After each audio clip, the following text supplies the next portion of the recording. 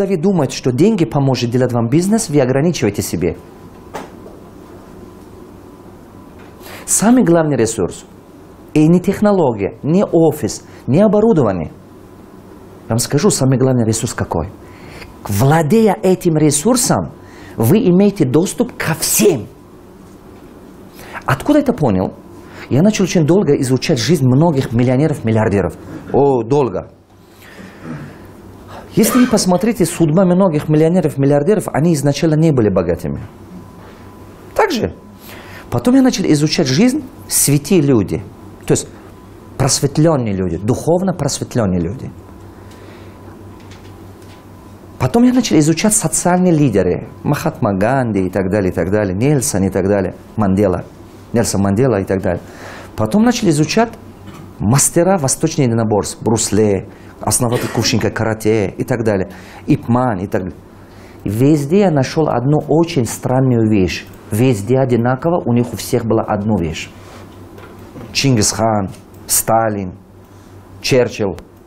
У всех из них была одна особенная вещь, которая, независимо от профессии, она помогала им достигать этого. А вы знаете, это что было? Это означает, как вы управляете свое внутреннее эмоциональное состояние в разный период жизни. Не все же гладко. Вы сталкиваетесь с, можно сказать, проблемами, неожиданностью. Не все получается так, как вы планировали. Вы что-то потеряете. И вы сталкиваетесь с барьерами, препятствиями, которые почти цель выглядит недостижимы. Вот как вы реагируете на это? В периоде кризиса. Вот это самый основной ресурс. Я почти разговаривал со многими богатыми людьми. Ричард Брэнсон, я спросил, вы были банкротом? Он сказал, да. Первый мой бизнес, когда пластинки делали, я был банкротом на 1 000 000 фунтов. И меня чуть-чуть в тюрьму не загоняли. Я спрашивал Кийосаки, я говорю, вы были банкротом, как вы выросли? Я начал смотреть, что им именно эта вещь помог вырваться оттуда. Понимаете, именно это помогло им вырваться оттуда. Потому что на пути к успеху, на доле жизни успешных людей всегда есть больше проблем, чем жизнь обычного человека. Также на доле жизни обычного человека меньше трудностей, меньше барьеры. Но для достижения некоторой вашей цели, требует, например, 50% усилий. Но для некоторой вашей цели 100% усилий. Понимание? Но для достижения некоторой вашей цели требуется сверхусилие. Что значит сверхусилие? Это когда ты точно внутри понимаешь, что это надо делать, но тебе денег нету. Так же, бывает такое? Возможности не всегда совпадают, но ты внутри понимаешь, что это надо делать. Вот это. Вот, ребята, вот то, что сейчас буду показывать, она является основой всего. Если вы это поймете, вы отсюда увозите с собой колоссальную вещь. Никогда не теряйте этого.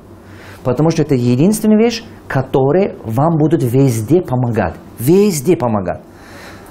Вы столкнулись с тем, что некоторые родители детям дают, вот она тебе $100 000, делай бизнес, а потом эти деньги исчезнут. Или вы сталкиваетесь с тем, что некоторые... Ко мне пришел парень Актау, и мне говорит, посоветуйте, пожалуйста, я заложил этот база, которая от отца осталась, и брал $2 миллиона кредит. Теперь не могу их платить, уже 4-й год, банк хочет забрать его. Кто понял? Я смотрел на него, говорю, чуть-чуть общался, смотрю, у него вообще нету мозги, которые 2 миллиона стоят. Немножечко общался, думал, как банк ему дал 2 миллиона? Я же немножко пообщался, думал, как ему дал? Это же видно. Вы знаете, раньше я поддавался таким вещам. Если видишь, что кто-то на джип подъехал, я думал, крутой. Или деловой костюм, я думал, блин, какой он крутой. А теперь, когда, знаете, вот никого не удивишь там джипами, коттеджами, потому что они все кредитами куплены. Так же, но ты можешь делать вид, что ты богатый, а вот делать вид, что ты умный, не получится. Рот откроешь, все видно. Ну, согласны же? Вы пара вопрос дашь человеку, сразу видно, что там у него там между ушами, что гуляет там. Сразу трудно. Ты не можешь людям делать вид, что ты умный человек. Это же так же. Он меня просит, чтобы я ему посоветовал, как справиться. 2 миллиона кредита, это большая сумма. Я у него 2-3 вопроса задал. Думаю, надо же, как ему банк давал столько денег? Потом я ему говорю, откуда у тебя база? Он говорит, с отца осталось. Я говорю, подожди, у тебя из отца осталась такая база, и ты его сейчас потеряешь? Он говорит, ну да. Если сейчас банк не могу, уже говорит, 2-й год не могу платить, банк хочет продать.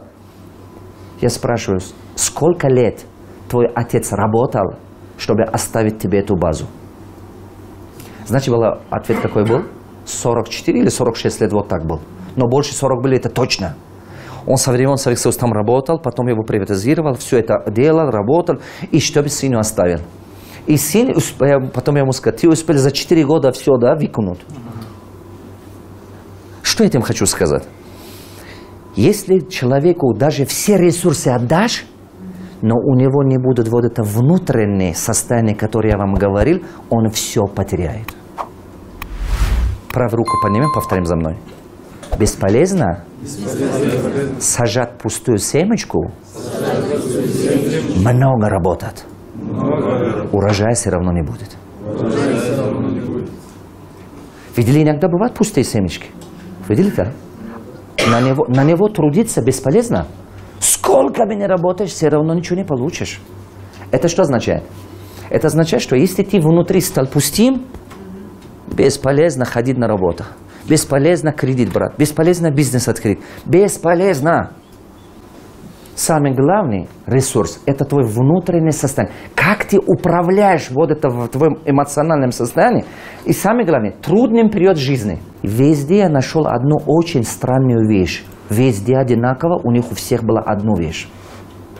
Чингисхан, Сталин, Черчилль. У всех из них была одна особенная вещь, которая, независимо от профессии, она помогала им достигать этого. А вы знаете, это что было? Это означает, как вы управляете свое внутреннее эмоциональное состояние в разный период жизни. Не все же гладко. Вы сталкиваетесь с, можно сказать, проблемами, неожиданностью. Не все получается так, как вы планировали. Вы что-то потеряете. И вы сталкиваетесь с барьерами, препятствиями, которые почти цель выглядит недостижимы. Вот как вы реагируете на это? В периоде кризиса.